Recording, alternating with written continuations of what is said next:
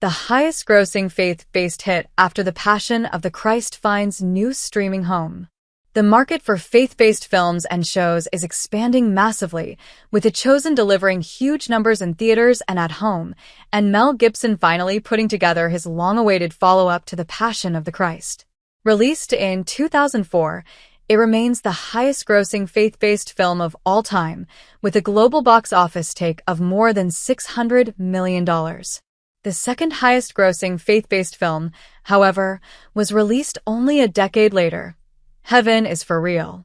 The movie is headed to a new streaming home soon, which will give a new generation of fans the opportunity to check it out. Heaven is for Real will debut on Netflix in November.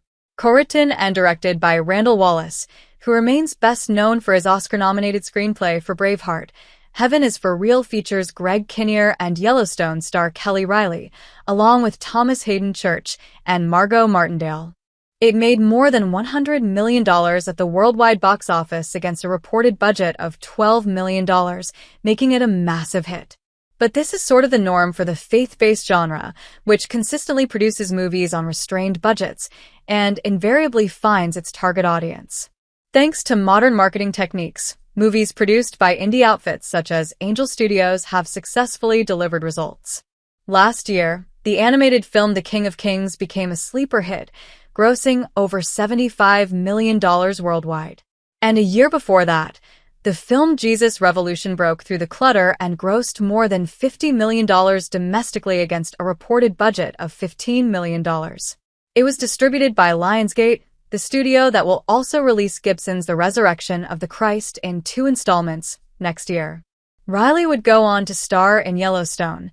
Heaven is for Real features Kinnear and Reilly as the parents of a young boy who undergoes emergency surgery, after which he awakens with a knowledge of heaven.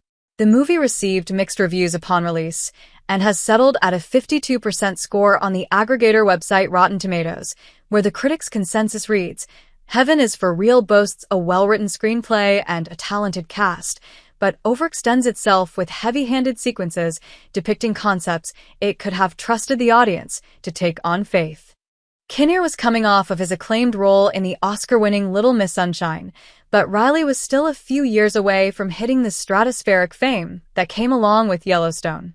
You can check out the movie when it comes to Netflix beginning next month, and stay tuned to Collider for more updates.